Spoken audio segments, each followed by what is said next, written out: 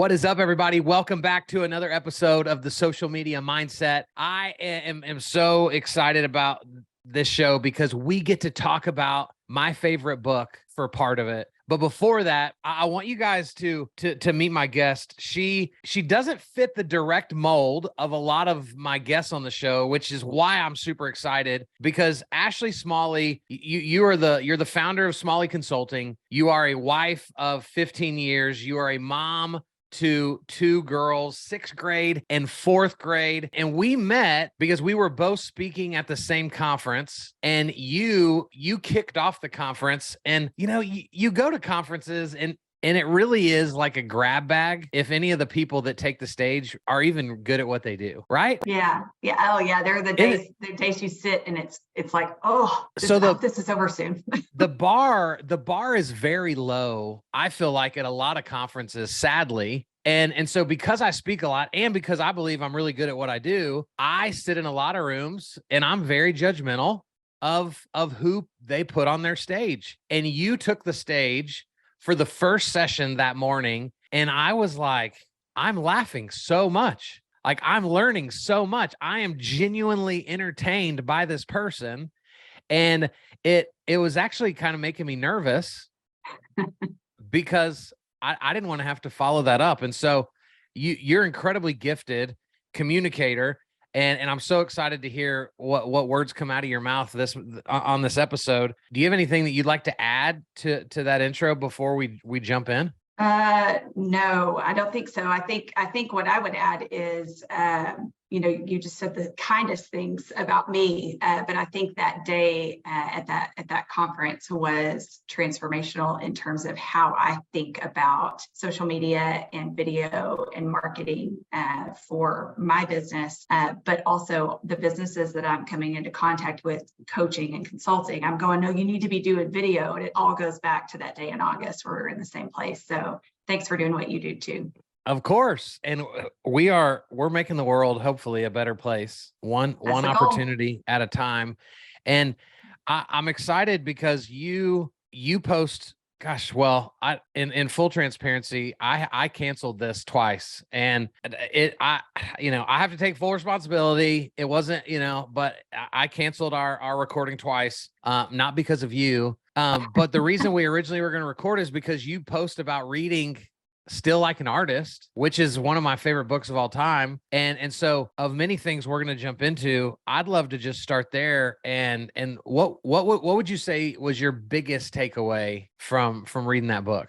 I think just the idea that none of us really have it all figured out. It's like we think we're waiting until we've arrived to feel like we're an expert in something to kind of jump out there. But the takeaway from the book is like, there's nothing really new. And we're a compilation of all the things that we really love and have had contact with over time. And it's okay that you don't feel like an expert. He talks about imposter syndrome. And I read the page about imposter syndrome and was like, oh, that's me. And the very next page is like, hey, we all feel that way. None of us feel like we've made it. And I was like, okay, so there's freedom there. There's freedom in not feeling like I have to have arrived before I start trying to add value in the lives of the people around me. Yeah. So what does that look like? Because I think it's easy to read books and, highlight things and be like, oh, wow, that was incredible. Oh, my gosh. But then tomorrow we wake up and my first thought isn't, how am I going to apply that underlined sentence from that book in my life today? Right? Really? So you don't do that? Maybe everyone else does, and I'm the one guy that doesn't do it that way. So it's great to say like, oh, like we kind of found freedom and realizing there's nothing new. And it kind of gives us permission to be ourselves and not be overly critical. But like you consult for a living. And so what do practical measures look like to the person that is hypercritical of themselves, that is always wanting to do something new and creative? Like, how would you kind of coach them in that moment? I think the first thing I would say is people are not as concerned with you as you are. So you can just take a break. They're not thinking about you as much as you're thinking about you. So you can take a breath there and really just try it. We live in a society that's changing all the time. So just because you tried this today and it didn't go like you wanted it to, okay, great. Try something different tomorrow. Just quit putting so much pressure that it needs to be perfect before it's ready to go out. I had a friend one time, I was one of my first speaking engagements. I was a nervous wreck. And she said, hey, listen, even if you fall up the stairs as you're walking up, like that is something that's relatable to people. It can be used even in what you're talking about. So quit freaking out. And so I think that would be where I would coach people is quit worrying about perfection. Let's just meet people where they are. Let's be real, because that makes it easier for other people to be real. You don't have to attain that level that you set for yourself in your mind. Just start. I love that. I was speaking a few months ago, and I pretended to fall off the stage, but I acted in the moment like I was falling off the stage, and I broke character, and I was like, guys, I was just doing that to like make sure y'all are paying attention, and then like 20 minutes later, I did fall. No. And now I didn't like fall like like onto my back, but like I caught myself on like a step below the stage, and I was like, no, guys, like that was for real. That wasn't you can't pull that joke twice. Yeah.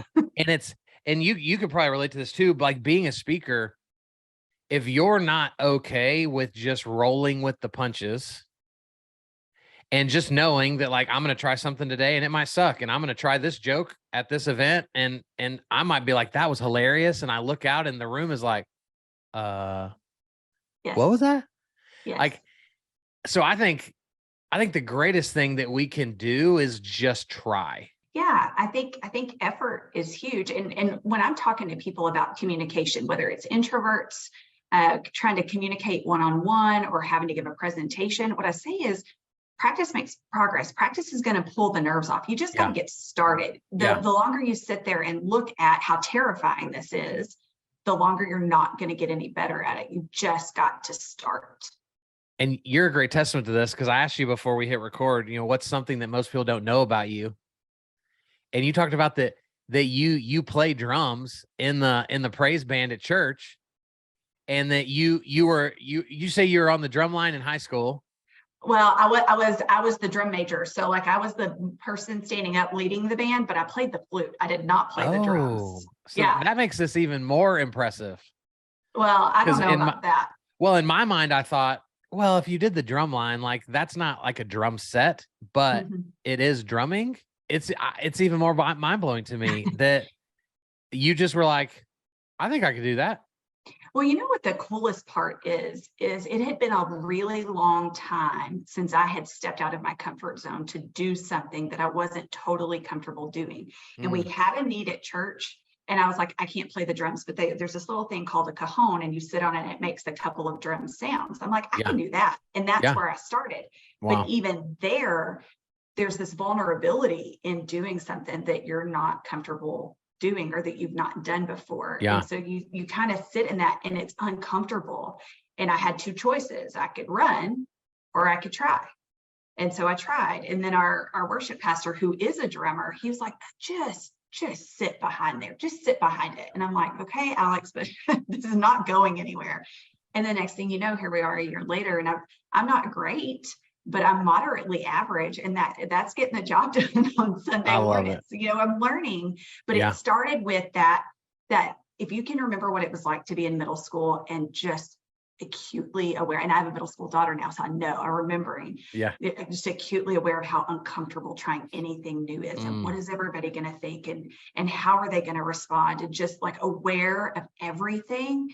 That's what it's like trying something new. That's what it was like trying the drums. And I suspect for many who follow what you do, that's what it's like doing video for the first time. Yeah. Is that like, what is everybody going to think? What's everybody going to say? Well, they're not going to think about it nearly as long or hard as you are. Just try. No doubt. Just start. I think that's the takeaway of this episode is, if you haven't made yourself uncomfortable recently, go do something uncomfortable. Yeah, because what's really crazy is it's uncomfortable for a little while, but it becomes less and less uncomfortable. And then you realize, oh, I'm capable of doing things I didn't know I was capable of doing. And that's a really cool feeling, because then you start thinking about that in other areas of life. Well, maybe I could do more Right. than I thought I could. So good. I love that. What was there another takeaway from the book that kind of stuck with you?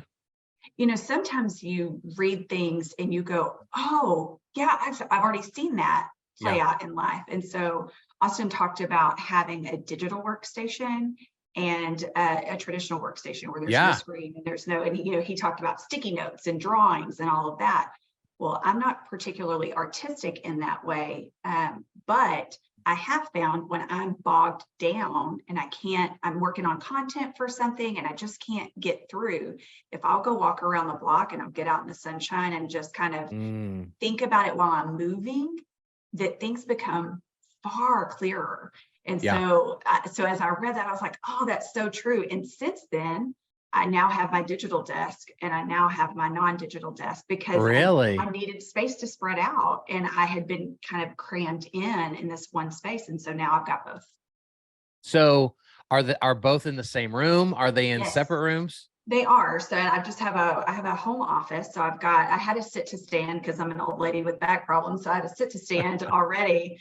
And but it's small, and so then I got an L shape to go in the other corner, and so I can just roll from one to the other, but I've got both spaces. Oh my gosh, I love it. Yeah, And it's so, like, I don't think we realize that just getting into a different environment does so much for our creativity. yeah, You know, just like I've been like, working out was a big thing for me, like moving into the new year. And so I'd been in a gym every day this year so far. And so good this for you. morning I was like, I'm gonna go walk outside. And it's amazing, like the places my mind wanders to while I'm walking, that I'm like, oh my gosh, I gotta write that down. Oh my gosh, I need to do a video about that. But if I would have just showed up early, got into my office and started, plowing away, I would have lost all of those creative juices. Well, and I don't know about you, but sometimes just being in my car, you know, just being in a different, I'm not staring at a screen. And, you know, I was merging onto 35 the other day in Fort Worth and wondering why in the world my GPS was taking me on the toll road, because there was no traffic on the highway, but I followed it like an idiot, like I just blindly followed it. And then right before my exit, there was a traffic jam. So now all of a sudden I've got this, you know, thinking from a church setting, I've got this idea of an analogy of, you know, like God leading you somewhere. Yes. You can't see the roadblock, and do you follow? And Yep.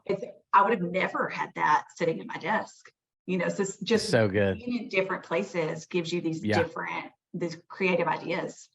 I love that. I did the same thing this morning. I took a picture of like the sidewalk, right? And talked about how, for us as leaders, for us as parents, for us as business owners, we have the ability to just see what's right in front of us.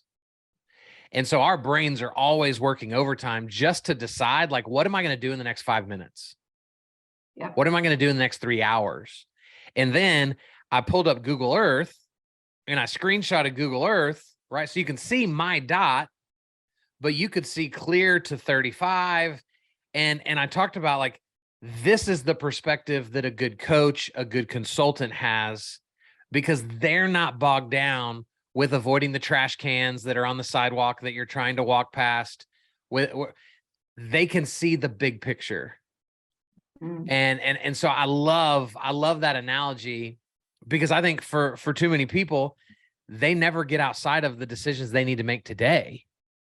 Sure. And they wonder why they're never where they want to be. The trees. Yes. Yeah. So I think good. You're exactly right. We get so bogged down in the day to day. And so sometimes you need that outside perspective. So I saw that you're kicking off your coaching thing. Like that. Yeah. You need somebody who can see a little further than you can, or who can see it from a different angle than you can, to be able to speak into that. Right. And that's what consulting is for me. When I go and speak, or when I go work with a team, I'm I'm not a genius. I'm not teaching rocket science. I'm saying things that people know, but from a different perspective, or reminding them of things they need to hear, because we get bogged down in the day to day. I do. Yeah, I need people 100%. to speak that into me. So Yep. It's huge. And when we met, Joe, who you met as well, right? Joe Peterson was there. He's my mentor. So he was there in support of me. He was there in support of Matt Morris, who was putting on the event. And, he pulls us out into the hallway, and I think he was like, Ashley, have you ever done a video? And you're kind of like, oh, this is weird. Like, I don't even know these people, like why? And so like we did a video right there in that hallway. And then I look up, and gosh, I think, because we added each other on social media that day. Mhm. And I think it was the next day, and you were already doing a video. And I remember thinking, what is it that in less than 24 hours, you were able to take action on something that was uncomfortable and difficult, when so many of the people that I work with that listen to this podcast, they've followed me for 5 years and still have not found the courage to do what you did in less than 3 minutes of interaction with me? So here's what I would say. I know myself well enough to know that if I don't do it right now on something like that, if I don't do it right now, I'll get in my head about it and I won't do it. Okay. Or I'll put it on the list to get to, but it'll never make the priorities, because the tyranny of the urgent, I'll never get to it. Yeah. And so if I don't do it right now, if I don't make myself practice right now, in a year, I'll be going, what did he say? I remember loving it, but I can't remember. And so I can't do it. So it had to be right now. So I want to get in your head for a minute. And I know it could get scary, but this is pre-recorded. So if it gets real weird, we can delete and, move over to something else. Talk us through your mindset. You speak at this event, you're paraded on a stage, right? As the expert of something, right? So you're at this event, people are coming up to you. That was amazing. You're incredible, blah, blah, blah. Right? Like that's what happens to speakers that are good. And then in a random weird moment where, you're pulled out in the hallway, we have this interaction about video, you hear me talk a little bit later in the day, and then you go home and take action, and then you keep going, right? So it's not that you just did it one time to try it. I see you all the time now online. Walk me through the mindset of how do you go from this is super uncomfortable to habit? I think, okay, so I step out because I know if I don't do it, it's not going to get done. But then what you said resonated just enough that I could look backwards and go, I think he's right. I think the people that I really connect with online are doing video. Okay, so I'll step out, and then looking forward, now I'm looking at those people in a whole different way, going, okay, so I'm seeing them as individuals. I'm seeing what they're about. I'm learning that's somebody that I could trust to do business with. I like what they're doing. I feel their vibe. And so that's the encouragement then to keep doing it, keep thinking about it. The other thing is, I don't know why, but what you said that day about video just embedded, it just like downloaded into my brain, thinking about the idea of connecting with new potential clients through video. And I'll tell you, for me, that's way harder than just putting a video on social media. So really? Yeah, because it's a one-on-one. So there is that. So you're talking about like texting a video? Yeah. So let's say I went to a networking not long after that, and I remembered what you said about like, what if you send just a video, trying to connect that way. And I was like, oh, that's really cool. That would totally stand out. Standing on the outside, I'm like, that's a great idea. go to that networking and start thinking about actually doing it. And I record the video and then I'm like, oh, this is going to go bad. This is going to be so bad. And that was my biggest, but I made myself do it. I made myself send the video for everybody. I had business cards that day. And it was like a study, right? I may or may not ever run into these people again. Sure. So what the heck, let's try it. And some of them, one lady responded back in video, which I thought was really, really, really unpredicted and cool. And some of them thumbs up, and some of them didn't respond at all. But you know what? Nobody came and burned a stake in my yard. You know, nobody threw things at me. And I was like, okay, well, that was doable. And so I think it's just doing it some and realizing like nothing's really blowing up. If even if I didn't think it went really well, like yesterday, I did my first Facebook Live video and I had a plan and I knew what I wanted it to look like. And then I ended up with a sick kid, and I was determined that I was going to check it off my list, even if it wasn't going to be how I wanted it to look. And okay, it wasn't what I wanted it to be. Somebody shared it. Somebody thought enough of it to share it. I love it. So I think it's just doing it. I think it's just practice. You know, I used to do in our old house, I didn't have an office in the house. So it was just find any quiet corner that you, and so I used to do videos in our closet. And I would say, if it looks like I'm in a closet, it's because I am, because our house is chaos, but I wanted to get this message out. And those, looking back, those videos I feel like are almost more impactful than when I'm in front of my backdrop that looks cool and has lighting and was very thought out, because that's like, if I'm not careful, this background is unapproachable. It shows people like, man, must be nice to have that nice of a back. Like I can't compete at that level and I can't, but I go in a closet, everybody's got one of those. Well, I'll tell you, as I have played with this video thing, when I'm here in front of my little spot that says unity begins with you and all the things, and like, okay, people kind of look at that. If I am walking through my house talking about how I inadvertently dipped my shirt into my teacup at that conference today, people are like, oh, you know, and they'll stop and look at the ones that they can relate to. And so I think that's a good takeaway for all of us is quit trying to be perfect, quit trying to look polished, just be real, because that's what people connect with. It's huge. That's why I'm just a big fan of, like, I joked earlier that if, you know, we went inside your head and you said something weird that we would delete it, but like we wouldn't delete it. Right. Cause I don't believe in that. You don't believe in that. It's inauthentic. It paints this picture of like, wow, must be nice to be Ashley. She's just got this perfect life and perfect kids and perfect husband. And, you know, so like, I want to see from you coming up, like I need to see a drum solo, like on Facebook Live. Like that's what I like, that I want to see, like the teaching moment of like, you know, sometimes we look up and we realize like we just haven't tested ourselves. We haven't forced ourselves to be uncomfortable. And I want to bring you into the most discomfort I've felt over the last year. It's a good idea. And then you just scream, drum solo. You know, it'd be incredible. Yeah, I hope that you like. I hope you like just quarter notes, like duh, duh, duh, duh, because that's the extent. That's the extent of a drum solo. Well, for this video, you're just gonna have to just get after it. Just do it really hard. Yeah. Okay. Yeah. So fun idea. If you do it, you can tag me in it, so that I know I see it and I'll share it, and you know, we'll make a big thing of it. Okay, deal. So a couple other things I want to talk to you about as a newer content creator. How now, because you talked about you've got your analog desk and you've got your your creative desk to serve those purposes.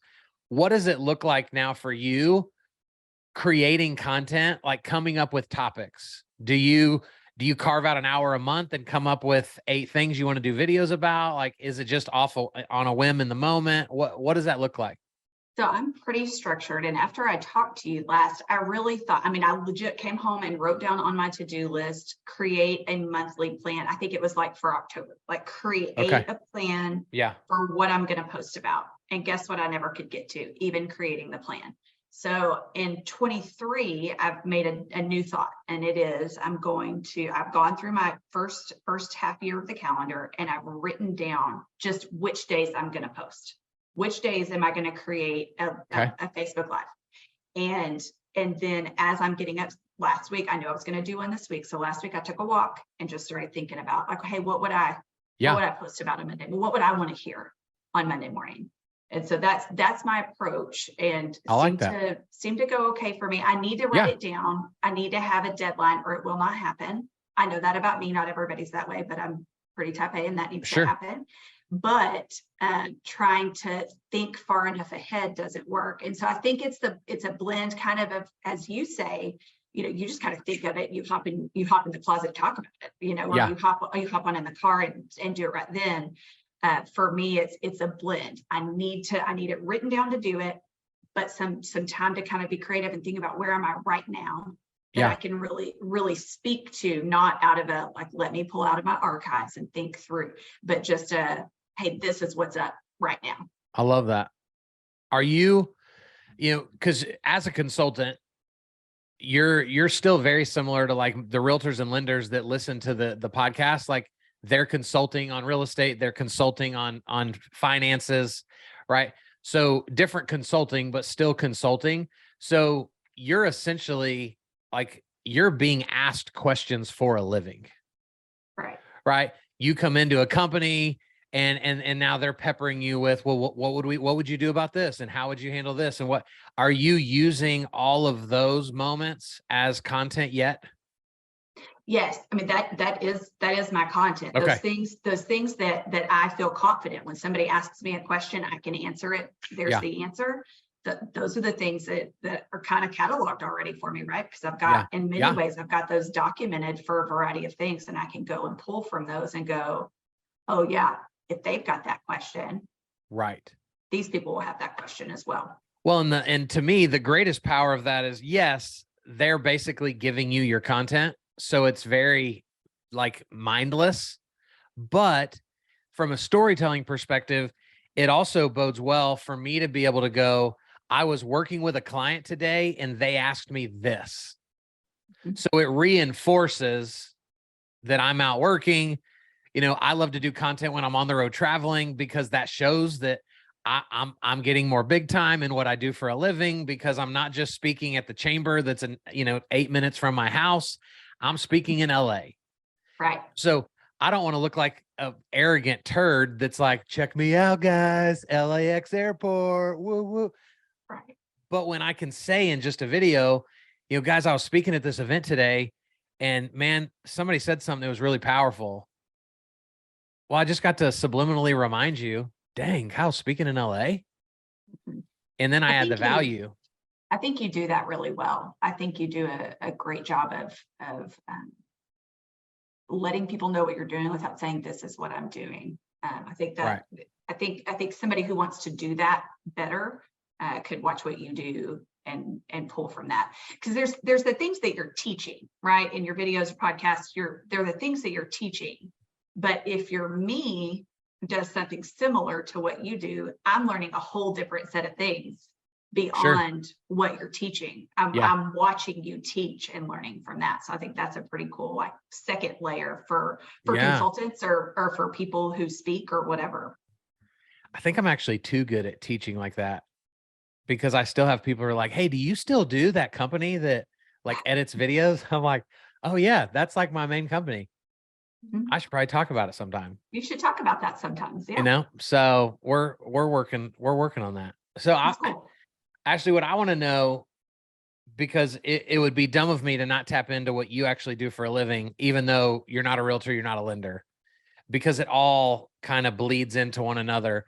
And so what is the, you know, as you go around and consult, right? And we were talking before we hit record, just so people kind of understand, I mean, you're consulting with companies that could have 500 employees. You're working with schools, you're working with churches, big and small, right? And so you are in a lot of different environments with a lot of different cultures. What are you seeing? And let me try to ask this question the right way that doesn't sound confusing. What are you not being asked that they should be asking that you have to go and like pry for. Does that make sense? I think so. You're asking like off the beaten path. What are the things? Yeah, because there's all the asking that they're not? surface level stuff, right? That's like, well, I need help with this. And then you get in there and you start uncovering things and you're like, whoa, we got to deal with this before we can go talk about that fluff stuff. It's this. It's they want to know, how do we change behavior? Yeah. How do I get people to act the way I want them to act? Because I consult in an HR environment. I'm all about teams and leadership and that sort of thing. And so they want to know, how do I get people to change their behavior? Really, what we need to be asking is, what are the stories that we're telling that are contributing to that behavior? How do we get a mindset shift? Not so that I can make them act how I want them to act, but how do I, at a culture level in my company, how do I get them to think differently so that they want to act differently? So good. And so I think it's just paying attention to what's driving those behaviors that you want changed. That's the question. And I would say that often we tend to think that starts at the top, that leadership sets culture. And I think that's exceedingly true. However, one of the things I love to talk about is, as individuals, we have say over culture as well. We have say over influence over how our team is interacting, how effective our team is at doing what we do by the way we interact with each other. It's so no matter that you mostly work with realtors and lenders, and I mostly work with not realtors and lenders, because those are typically smaller teams. People are people. Yeah. The issues we have in the workplace are not typically work related. They're normally people related. And so it's critical, no matter the team, no matter the size, that each one of us as individuals is using our influence to unify that team. Because when a team's unified, we not only do we like our job better, like our work better, like our people better, but we're also better at it because we're doing it together. It's so good. And you're putting the responsibility on yourself.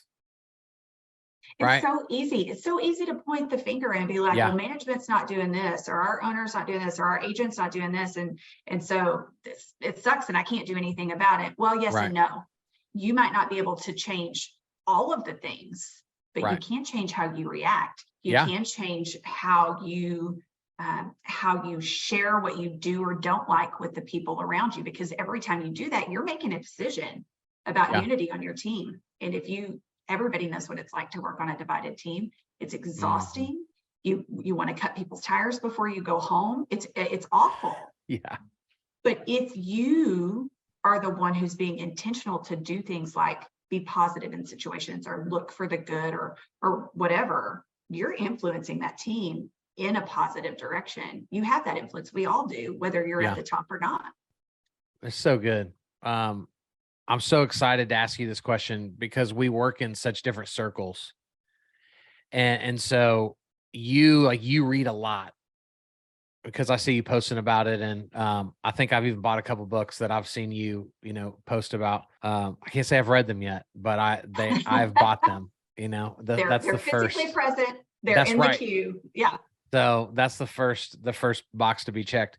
What, you could answer this either way. Your favorite book ever, and you can't say the Bible, right? That's our cliche Christian answer. We're not going to be like that today. So you could say your favorite book ever, or like the most, or the book that's taught you the most profound thing recently.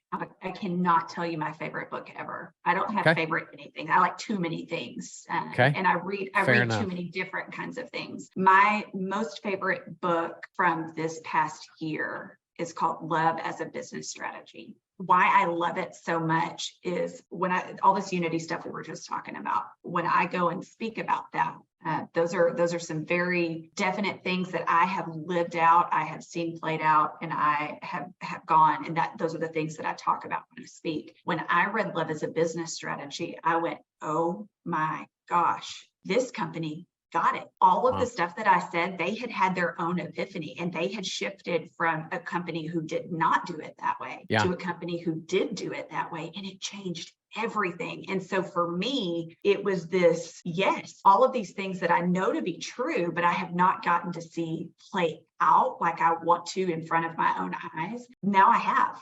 Now I have seen it in their description, because it's a very real portrayal of where they were and the changes they made and where they are now. And it's awesome. So for me, any company who wants to shift their culture, that's a must read. I love it.